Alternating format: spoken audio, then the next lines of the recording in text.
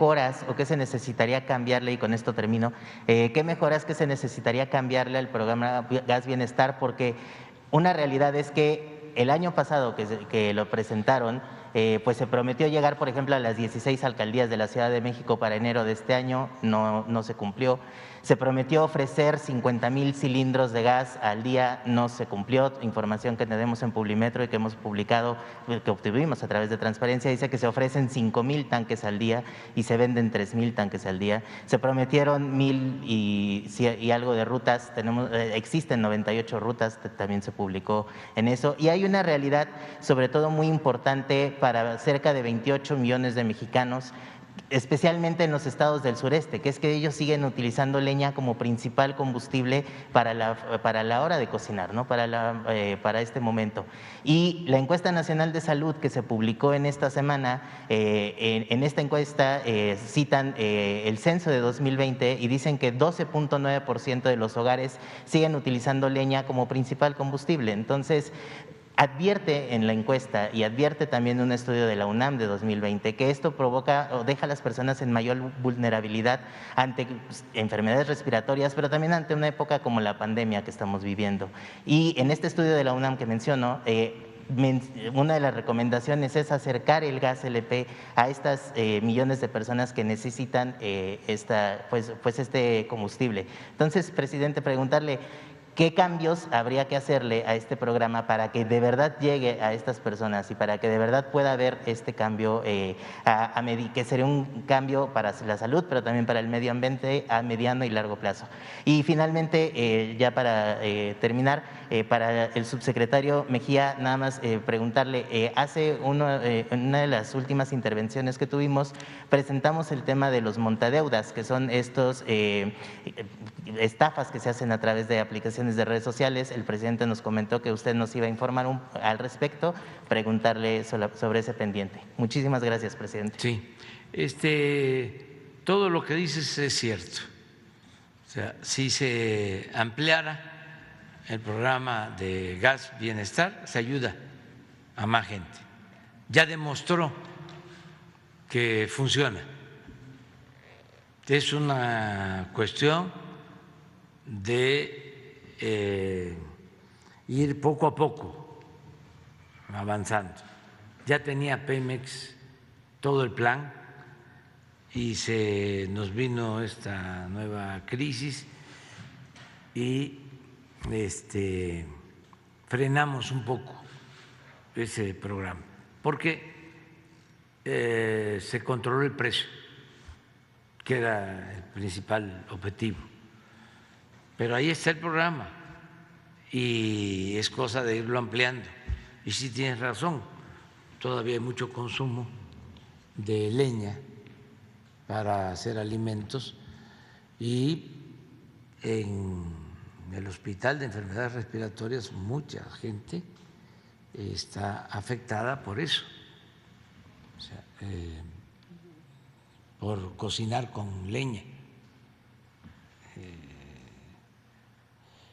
Y tenemos que ir avanzando y ese es el propósito. Tenemos claro eso, de que se requiere ir avanzando cada vez más.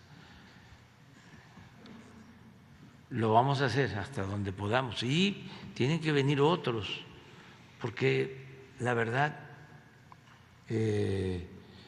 era mucho el atraso.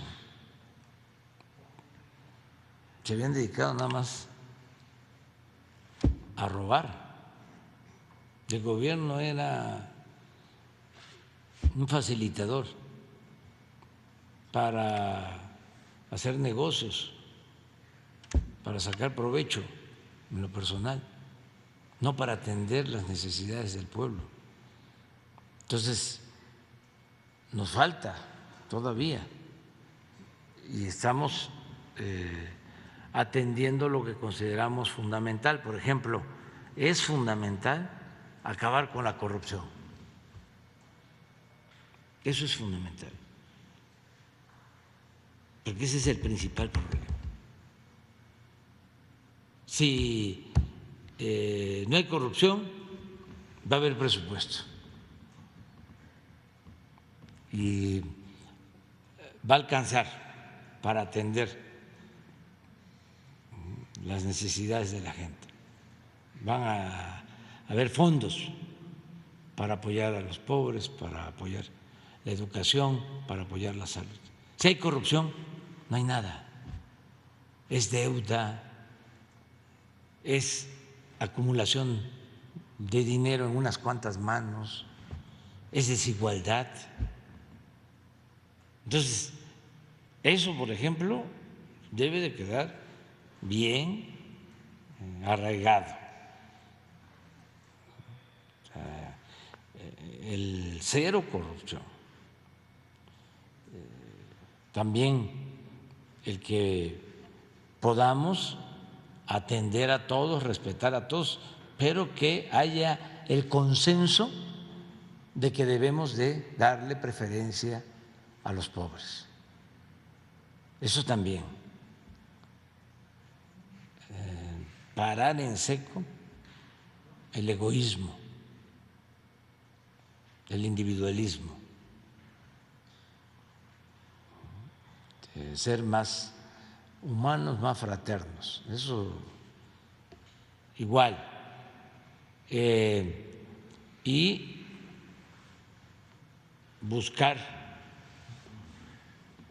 que siempre haya libertades, que se respeten los derechos humanos, que no se use la fuerza bruta, que no se reprima al pueblo, que no haya torturas, que no haya desaparecidos, que no haya masacres. Y desde luego que no haya impunidad, que el que comete un delito sea castigado, sea quien sea, porque todavía en eso no avanzamos mucho, porque se presentan, ¿no?, delincuentes del crimen organizado y los de cuello blanco. Hay una desproporción tremenda. Nos falta avanzar más en eso. Y nada de que el delincuente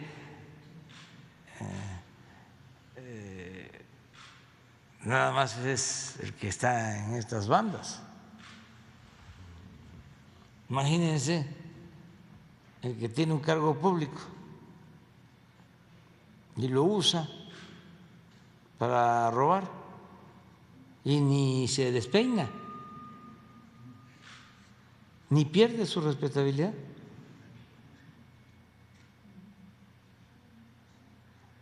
Como el caso de este abogado de la delegación Benito Juárez, que daba permisos, de Benito Juárez era, daba permisos para hacer edificios y por cada edificio pedía un departamento. Pues eso es lo que está arrojando la investigación.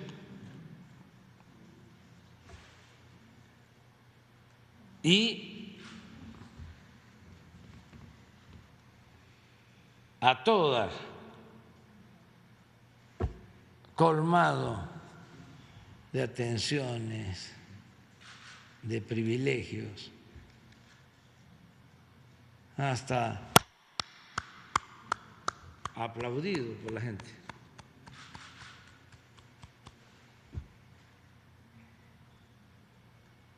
Pero esos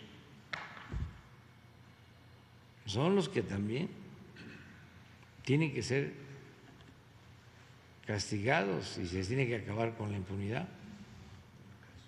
Y a ver, contesta sobre que es también parecido, ¿no?